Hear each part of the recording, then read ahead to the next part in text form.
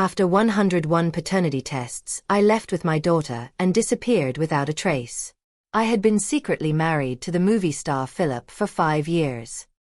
He catered to my every need and treated me like a queen. But the day his true love returned to the country and saw our daughter, he didn't even flinch as he introduced her. "This is a child actress hired by the crew." His beloved calmly handed over a paternity test report and sneered at me. "Philip, stop lying to yourself. You know damn well whose kid this is. This manipulative, promiscuous woman has been deceiving you for years. Why won't you just wake up from that day on?" Philip never came home again. My daughter was still too young to understand what had happened. She simply clung to me and asked in her baby voice, "Mommy, what does bastard mean?" "Daddy said I'm a little bastard." I held back my tears, completely heartbroken. Later I left behind a divorce agreement and took my daughter far, far away.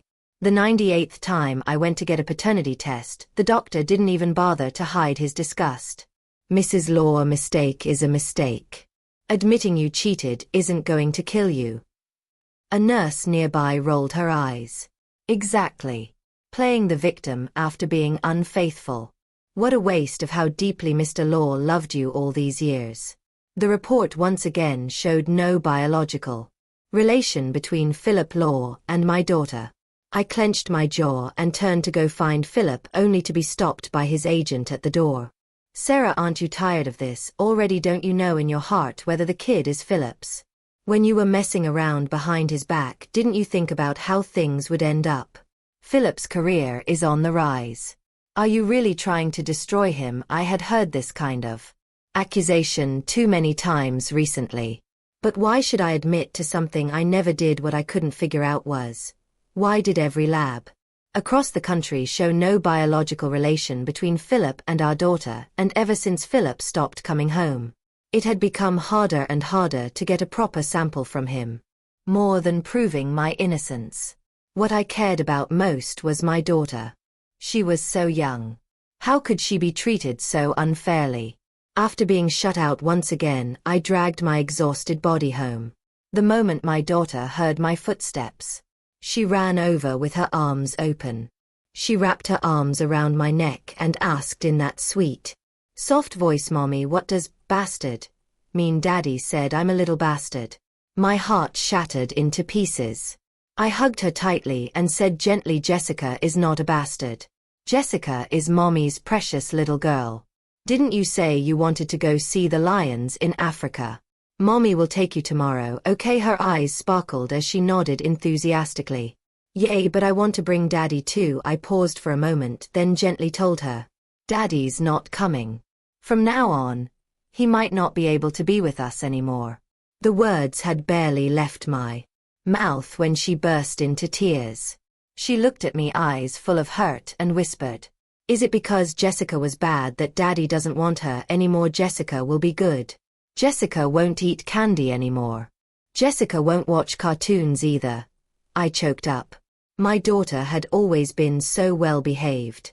Like all kids, she loved sweets, but Philip had once said too much candy would cause cavities. Ever since then, she rarely touched it, no matter how much she craved it. Even when I offered, she would drool but still shake her head. She also loved watching cartoons. Philip used to hold her on his lap and watch with her. But ever since he saw that paternity report, he never came home again. Every night she asked me when Daddy was coming back.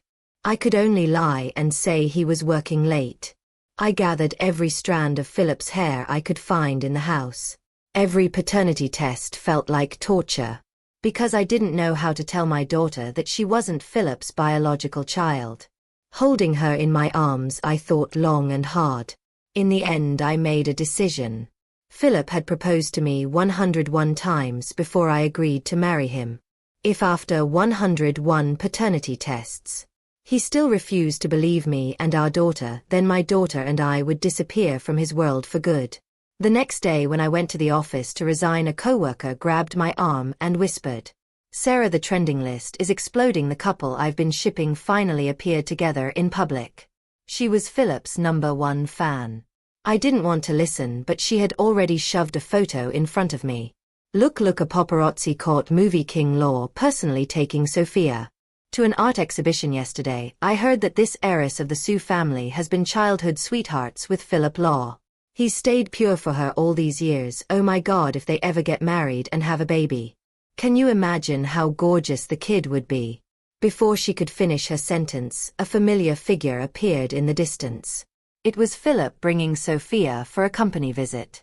This film company was part of the Law family's business empire, and I worked in crisis PR. When our eyes met, he acted like he didn't know me, just like always. That was what we agreed in the prenup when we got married in secret. Over all these years, very few people knew the real relationship between Philip and me. Many even said I had long since lost the title of Mrs. Law, in everything but name. I clutched the resignation letter in my hand and turned to leave. But Sophia got to me first. She grabbed my wrist and lowered her voice. Manager Sarah, how should we handle the gossip about me and your husband Philip had probably been staying with her lately?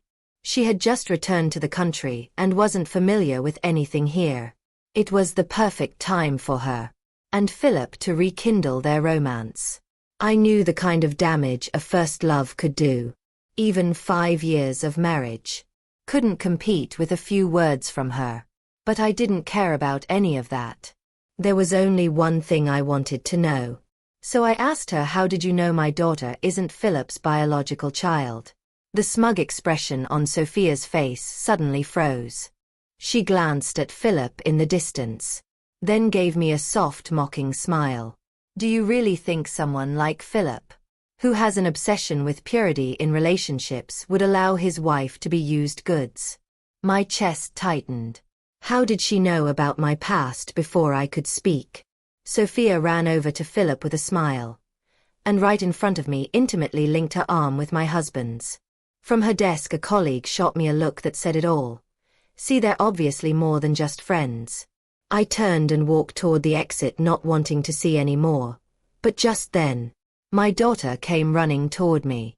She threw herself into my arms and then noticed Philip standing not far away. Her big round eyes were filled with confusion. Why was her daddy holding hands with another woman? And in the blink of an eye, she ran over to him and wrapped her arms around his leg, calling out sweetly, "Daddy, Jessica missed you so much." There were employees all around. Philip's face stiffened as he said, "Little girl, didn't I tell you when we're not on set you're supposed to call me uncle?"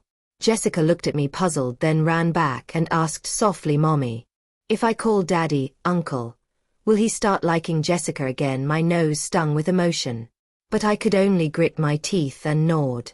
She seemed so encouraged.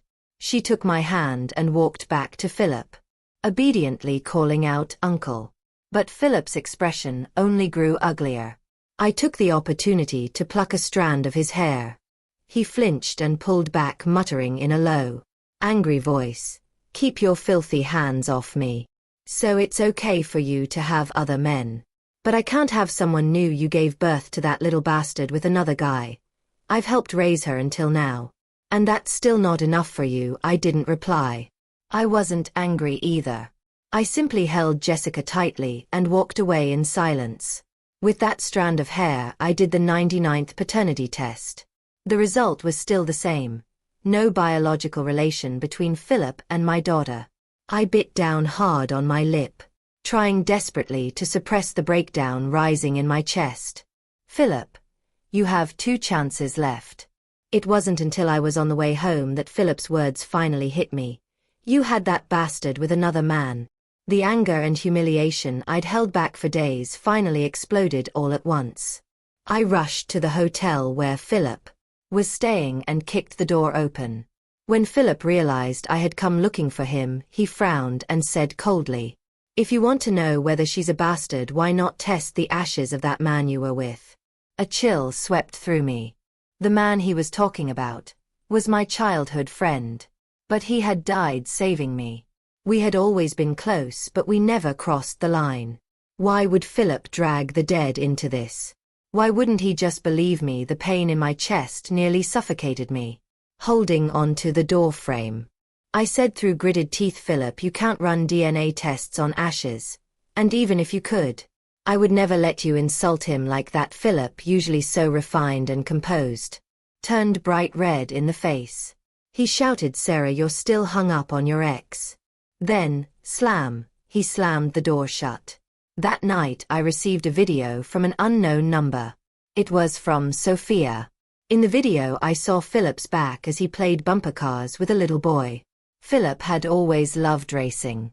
When we were dating he used to say he wanted a son to teach how to drive race cars. I asked him, what if it's a girl? He replied, if it's a girl I'll protect her like I protect you.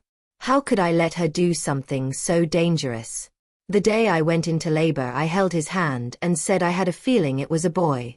He kissed my forehead, his eyes full of tenderness. Silly girl, I'll love them no matter what. But now he was playing race cars with Sophia's son.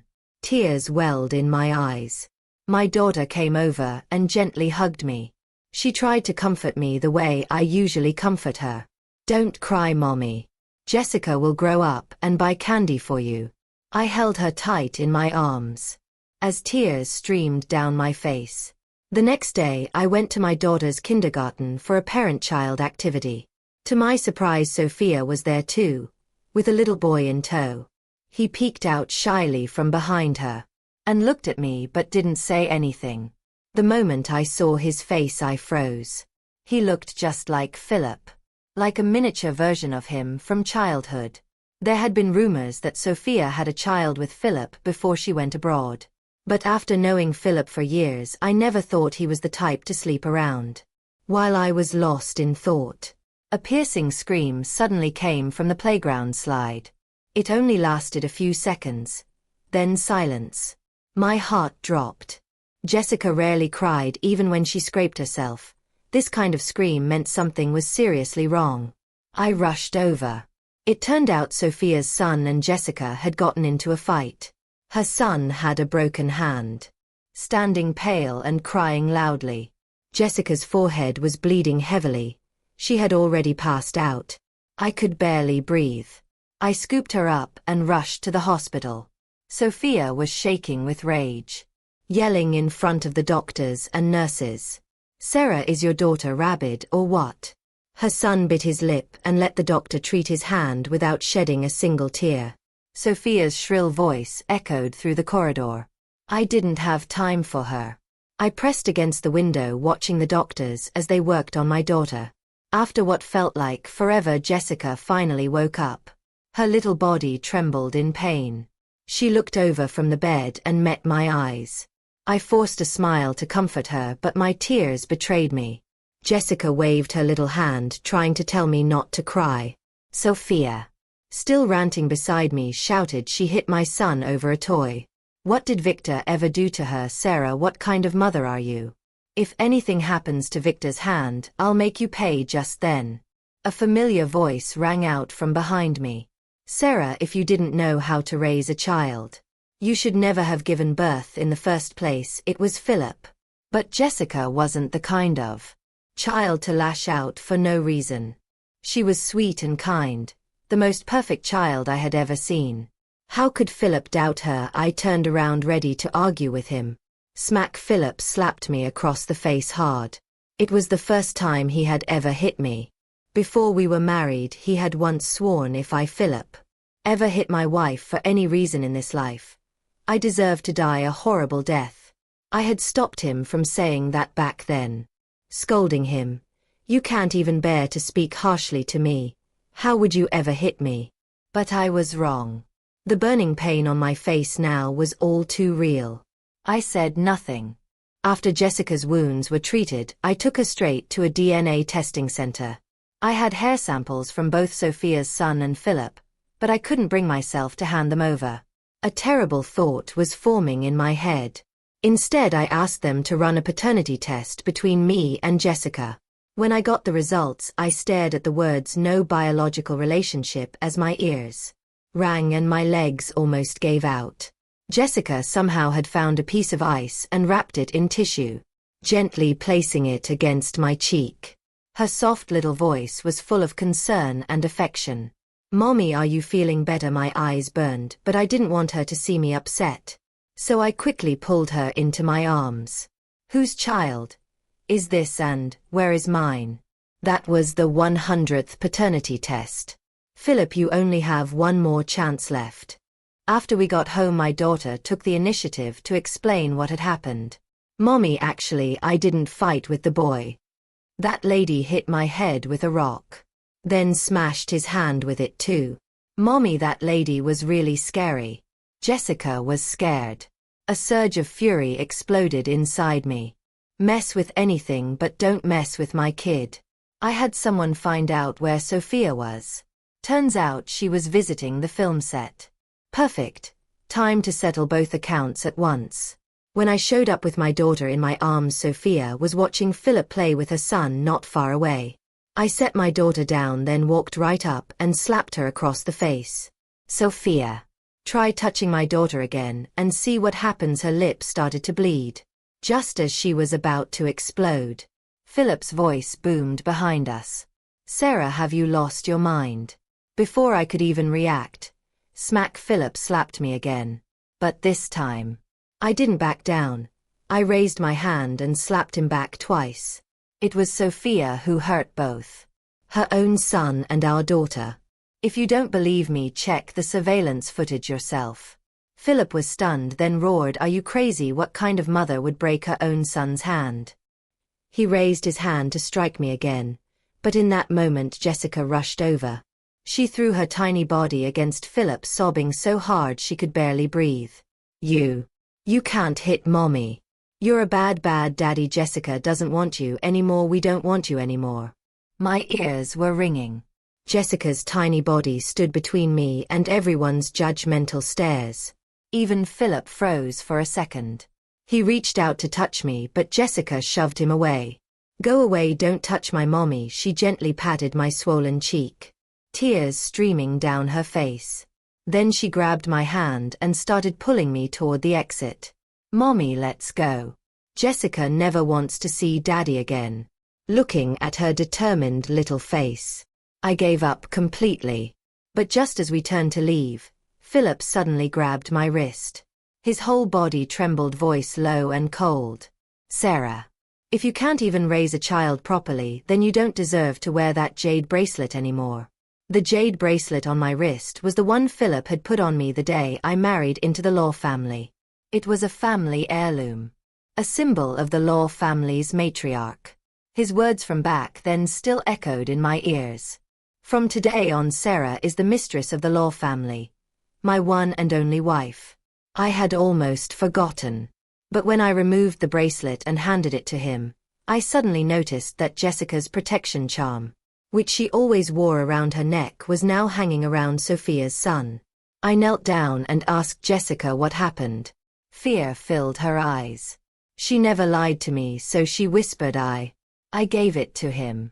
The lady took it when her son said it looked pretty." Before she finished, Sophia scoffed. "That charm, I got that from a mountaintop temple 3 years ago for my son. Just because you lost something doesn't mean you can accuse me." Philip's already sour expression turned even darker. He grabbed Jessica's wrist and asked each word with force. "Jessica, when did you learn how to lie?" It was the first time he'd ever shouted at her. She froze in terror. Clutching my clothes, she didn't even dare cry. Her voice stuttered. I didn't. I'm not lying." My heart shattered. I shouted at Philip enough before he could respond. I picked Jessica up and walked away without looking back. I wasn't going to give Philip any more chances. I was done. I didn't even know what I was feeling as I prepared for the final paternity test. This time, it was Victor's blood and Philip's hair. The wait felt like an eternity. The 101st paternity test confirmed my suspicion. Victor was Philip's biological son. I felt utterly drained. "Philip, this really is the end for us." I booked our tickets. But just as I was packing up, Philip came home. He said he came to apologize. "Victor told me just now he accidentally lost the charm. He was scared Sophia would yell at him, so when he found another one, He claimed it. He said Jessica cried so hard. He wants to give it back to her. Sarah. Why is someone else's kid more understanding than yours? Maybe you should reflect on that. Philip kept talking. I barely responded. Seeing my indifference, he awkwardly said, "It's late. Let's rest. I'll go shower first." Was he planning to spend the night? But Jessica was already scared of him. Just as I was about to kick him out, Sophia's call came through. "Philip, Victor has acute gastroenteritis. I don't know what to do." Philip's expression changed. He didn't even grab his jacket before rushing out the door. The next morning, as we boarded our flight, I glanced back toward the terminal entrance. Jessica tugged on my sleeve, her voice full of righteous anger as she waved her tiny fists. "Don't worry, Mommy, if that bad daddy chases us, Jessica will beat him up for you." I smiled and touched the bandage on her forehead, then sent Philip a digital copy of the divorce papers. Moments later his call came through. I didn't answer. I simply turned off my phone and walked onto the plane without looking back. Philip, in disbelief, dialed my number again. The cold automated voice came through the receiver. "Sorry. The number you dialed is currently unavailable." I had never ignored his calls before. This was the first time. Clutching his phone tightly, his knuckles turned pale. He muttered to himself, "Divorce, she's really angry, but nothing ever happened between me and Sophia. Sarah, what right do you have to be mad?" Frowning, he sent me several messages. "There has never been a divorce in the Law family. Don't think you can use this to threaten me. Sarah. After everything, you don't even have a word of apology for me. If you admit you were wrong right now, I'll come home tonight." But the messages went unanswered. Next to him, his agent scoffed. "What, Sarah wants a divorce? Hilarious. That woman's really getting too full of herself. Philip, if Miss Sue is interested in you, then why not just?" Philip shot her a glare like a dagger. "My personal life is none of your business." It was that same agent who had forced me to sign the prenuptial agreement back then. She said that if the public found out Philip was married, it would damage his career. For the sake of his future, I drew up the agreement myself. At first Philip refused. He wanted the whole world to know I was Mrs. Law. But he could never say no to anything I asked of him. That was the day the seed of doubt was planted. Philip thought I didn't want to go public because I still had feelings for my childhood friend. He had seen me sobbing uncontrollably at his funeral. He assumed it was love lost. And so he started to doubt himself. How could a living man compete with a dead one? It became a thorn in his heart. That's why he had been so devoted to me all these years, trying so hard to make me fall in love with him. But even by nightfall, I hadn't responded to any of his messages. Philip became restless. He called me hundreds of times, but my phone remained off. After filming Wrapped, Philip felt a mix of anger and unease. He drove straight home. The moment he opened the front door, his breath caught in his throat. The house was empty. Everything was gone. Only his daughter's doodles on the wall proved that anyone had ever lived there. Philip leaned against the wall, frozen, his mind blank. Before he could even collect his thoughts, a trending news headline knocked the wind out of him. Hashtag Philip plays bumper cars with his biological son. Hashtag movie king Law secretly married with a child. Confirmed. Hashtag Philip Law's image collapses, fans in tears. He rushed back to the company that very night. The whole place was in chaos, everyone waiting anxiously for him. Sophia ran up the moment she saw him trying to apologize. "Philip, I'm so sorry. I don't even know how this happened. I don't know which paparazzi had the guts to." Before she could finish, Philip cut her off coldly. That day the entire racetrack was booked out. Not even a mosquito could have gotten in. "Sophia, whatever we had ended when you left the country, got married and had a child. You and I both have our own families now. Stop clinging to the past." Sophia's expression froze for a moment, but then she gritted her teeth and said, "What if Victor really is your son?" Philip frowned. What did you say? Sophia handed him a paternity test result. I didn't leave the country to get married. I went through hell just to have your child. She paused, watching his stunned expression, and continued, just like Sarah, we women, for love, we're willing to do the craziest things. Philip looked like he'd been struck by lightning. He kept whispering, impossible. Just then his assistant rushed in. Mr. Law. Without manager Sarah, our PR team doesn't know how to handle this. We need your guidance. Philip clenched his jaw. What do you mean, without manager Sarah? The assistant looked awkward. She resigned a while ago, on the day you brought Miss Sophia to visit the company. A sharp pain struck Philip in the chest. So, she had already planned to leave. With trembling hands he sent me a message. Sarah, where are you? Let's talk. But just then his lawyer called. Mr. Law, your wife said if you don't sign the papers within a week, she'll authorize me to file a lawsuit. If this ends up in court, your image in the industry will definitely take a hit. I suggest you sign quietly. Philip cursed loudly. Get the hell out, the Law family doesn't do divorce. Meanwhile, I was watching lions and baby tigers on the African savannah with my daughter. News updates kept popping up on my phone. Stories about Philip and Sophia's relationship. I had zero interest in them. After our trip, I returned to my hometown. I planned to open a dessert shop. My daughter loved candy and little cakes. I wanted to make them just for her. I had also asked someone to help me search for her biological parents, but there was still no news. Even though I didn't know who they were, I was determined to give her a sweet and complete childhood. If her parents didn't want her, then I did. As I was busy renting the storefront, Jessica ran up holding a phone. Mommy, Bad Daddy posted your marriage certificate online. I was a little surprised. Philip actually made it public at a time like this. Just then a knock sounded at the door. I quickly got up to answer it, and there he was. Philip. I frowned slightly as he spoke in a hoarse voice, softly asking, Why are you doing this to me? I was a bit surprised. Wasn't the divorce agreement clear enough? Or had the lawyer not informed him about it? Yet looking at the weary face in front of me, I replied coldly, just sign the papers. Using me to take the fall for your true love. Classic Philip. Philip stared at me for a moment, then finally realized what I was referring to. When rumors swirled about him and Sophia, he suddenly posted our marriage certificate online, clearly pushing me into the fire. Why should I be the scapegoat? Clenching his jaw, Philip fixed his steely eyes on me. I wanted to go public before you refused. Now another woman's trying to steal your place. And I'm not even allowed to fight back. I looked at him in disbelief.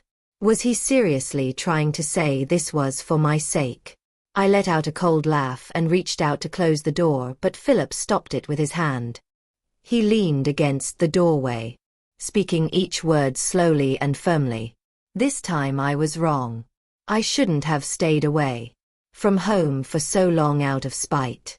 Sarah, can we not get divorced? Before I could reply, my daughter suddenly charged out from inside, wielding her little peachwood sword. Bad Daddy. Go away, don't touch my mommy. She jabbed at him over and over with a fierce expression on her face. That wooden sword was something Philip had made for her himself. She had loved it so much back then. I still remembered her hugging me and saying when Jessica grows up she wants to be a hero, so she can protect mommy. My sweet little girl really had kept her promise. While Philip was still stunned, I shut the door firmly. Not 2 seconds later, the sound of a heart-wrenching sob broke out from the other side. It was the first time I had ever heard Philip cry. But strangely, I felt nothing inside. A few days later, I finally uncovered the truth about Jessica's background. She had been abandoned. Her biological parents didn't want her. I let out a silent breath of relief. I'd been afraid her birth parents would show up and try to take her away. I couldn't let her go. Even if she wasn't my biological child, I loved her just the same. But at the end of the file, there was something that shocked me even more. The child I had carried for 10 months and given birth to was Victor. He was the son Philip and I had together. The moment I learned this, I didn't hesitate. I took Jessica with me to find Victor. After several days of observation, I realized that outside of preschool hours Victor was constantly followed by bodyguards. Like someone was afraid he'd run away. The old man at the preschool gate was an old friend of mine. I asked him to let me and Jessica in. That's how we found Victor sitting all alone in a corner, watching the other kids play with a look of envy. He kept scratching at his arm, and when I looked closer, I saw scars that had scabbed over. Fighting back tears, I brought Jessica over and gently asked, "Victor, how did you get those scars?" He stared at me, refusing to answer at first. But with a little comfort from both me and Jessica, he suddenly burst into tears. It turned out Sophia had been abusing him for years. His arms and body were covered in wounds. Before the old scars could heal, she would leave new ones. That's why even when he had a fractured hand, he hadn't dared to cry. He was terrified Sophia would beat him. She forced him to call her mom in public, but at home he was made to sleep in a dog crate and eat spoiled food. I clenched my fists tightly, anger surging in my chest like a storm. But all I did was gently stroke his head and whisper, "Victor, would you like to come with me?" Victor looked at me, his eyes full of tears, seeming hesitant. Jessica immediately stepped forward and grabbed his hand. "Brother, I have so many toys. You can have them all. Mommy also makes really yummy cupcakes. Come with us." "Okay." Victor finally nodded and said softly, "Ma'am, I want to go home and get the toy car Jessica gave me. It's her favorite one." My nose tingled as I held back the tears and nodded immediately. "Okay. Victor, good boy. Let's meet back here tomorrow."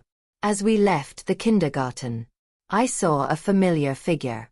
Philip had clearly been waiting for a while. He walked up to me, guilt heavy in his eyes. "Sarah, I was wrong. Victor, he's my child." I glanced at him and said calmly, "Yes, I know. How did you find out?" Philip looked stunned, then quickly tried to explain. "Sarah, please. Believe me. I never touched Sophia. I don't even know how she got my sperm." So, he really had no idea. I gave a cold chuckle and walked right past him, carrying Jessica away. The next day I made a little toy car-shaped cake and arrived early at that familiar corner in the kindergarten. Jessica was in a great mood, humming and dancing around. After a while she tugged on my hand and asked, "Mommy, can brother call you mommy too someday?" Warmth filled my chest. I stroked her hair and kissed her cheek. "Aren't you afraid of having to share mommy's love?" Jessica immediately shook her head, speaking righteously. "No, that bad woman threw a rock at my head. Brother got hurt because he protected me." At that my eyes welled up completely. These two sweet children, they're both my babies. But time passed and Victor still didn't show up. My worry grew stronger. Jessica and I waited until it got dark, but there was still no sign of him. I didn't hesitate. I drove straight to find Sophia, but no one knew where she was. With no other choice, I went to Philip. He said he didn't know where Sophia or Victor were either. Seeing my growing panic, Philip seemed to realize something and asked cautiously, "Why do you care so much about Victor?" The first didn't even bother answering. I tossed 2 paternity test reports at him. Philip gripped the reports. His body began to tremble uncontrollably. "Victor is our child. He's our child." He turned to look at Jessica, then suddenly burst into laughter. But his tears came faster than the smile. He looked utterly unhinged. His face twisted in some strange mix of joy and heartbreak. I went straight to the police. But Sophia and Victor had been missing for less than 24 hours, so the police couldn't file a case yet. So I pulled every connection and resource I had to search for him. Jessica clutched my hand, trying to comfort me. "Don't worry, Mommy. Brother will be okay." Before she finished, I received a call from an unknown number. I answered it without hesitation. Sophia's cold voice came through. "Sarah, your reach is impressive. I guess you're lucky to see your son again in this lifetime. But hey, kids are just tools for climbing the social ladder. You really don't know how to use them. Do you? Well, then let me show you. Of course it was Sophia. Ever since Philip made our marriage certificate public, she'd become a laughingstock in the city. People even started questioning if Victor was really her child. The Sue family, tired of her stubbornness, finally gave up on her. Sophia had lost everything and had nowhere to go. Naturally, she wouldn't let me off the hook. After hanging up, she sent me a video. Victor was unconscious, dumped beside a coastal cliff, and Sophia held a sharp knife in her hand. That cliff, it was infamous, known as Death Point. They said anyone who fell from there would be swallowed by monstrous waves in seconds. No one had ever survived. I drove there at top speed. As soon as I arrived, I saw her with the knife pressed against Victor's neck. Victor didn't cry. But when he saw me, the light returned to his dim eyes. I think I saw him mouth something. "Mommy," holding back tears. I quickly covered Jessica's eyes and whispered, "Jessica, be good and stay here. Count to 100 and Mommy will be back." But she gripped my hand tightly, eyes full of fear. "Okay, Jessica will be good. But Mommy, please don't lie to Jessica. Jessica only has you now." I pulled her into a hug, and the tears fell uncontrollably. "Jessica, if Mommy doesn't come back, what will you and Victor do?" I wiped away my tears and got out of the car. Behind me, I heard Jessica counting softly. To the sound of her tiny voice, I pulled out a knife and walked toward Sophia step by step. As I approached, Sophia noticed the knife in my hand. She was briefly startled, then laughed mockingly. "What now, Sarah, gonna fight me? I'm warning you, one step closer, and your son dies right in front of you." I continued walking slowly, giving her a strange, calm smile. "How about this? I'll trade my life for my son's. How's that?" Sophia looked stunned, then burst into hysterical laughter. "Oh wow, Sarah. You really are smart. If you kill yourself, maybe Philip will finally fall for me. Then I'll be Mrs. Law after all." I stopped a meter away from her. The sea wind roared around us. Just half a step more and I'd fall into the abyss. Waves crashed below like beasts howling. Sophia's eyes turned bloodshot. She screamed, "Do it, Sarah. Stab yourself in the heart. If you die, I'll let your son go." And just then, I heard a familiar voice cry out from behind. "Sarah, please, don't." It was Philip. Jessica was behind him, holding my phone, sobbing uncontrollably. "Daddy, please save Mommy. I don't hate you anymore, just save her." I took a deep breath and said to them both, "Don't let the children see this." Before anyone could react, I raised the glinting blade and stabbed it straight into my heart. Sophia watched with wide eyes as the front of my shirt bloomed with bright red. In her stunned gaze, I slowly collapsed to the ground. The world seemed to freeze in that moment. Even the children's cries faded away. Philip held his daughter tightly, covering her eyes, frozen like a statue. Sophia stared at my corpse, her whole body trembling with excitement. She slowly lowered the knife from Victor's neck and walked toward me, then kicked me twice. Realizing I was truly lifeless, she burst into laughter. "Dead? Ha ha ha, she's really dead. Wasn't she supposed to be so tough? Didn't she survive childbirth when even the doctors gave up? And now she dies just like that. Ha ha ha. Philip, did you see that? Sarah killed herself. I didn't lay a finger on her. Now we can finally be a happy family of 4. Before she could finish, I suddenly extended my leg and kicked her hard. Completely off guard, Sophia stumbled backward toward the cliff. Just before she fell, I tossed a retractable knife and a blood bag right in front of her eyes. "What, you thought you were the only one who could pull a switcheroo?" Her curses were swallowed by the roar of the waves. I didn't bother looking again. I stepped forward and scooped up Victor, who was trembling uncontrollably. Jessica ran over and threw herself into my arms, bawling.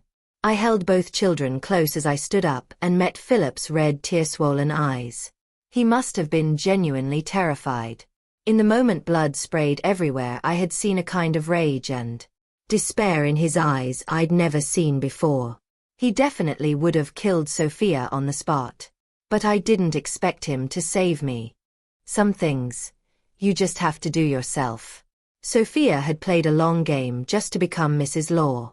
But she had underestimated how much Philip loved me.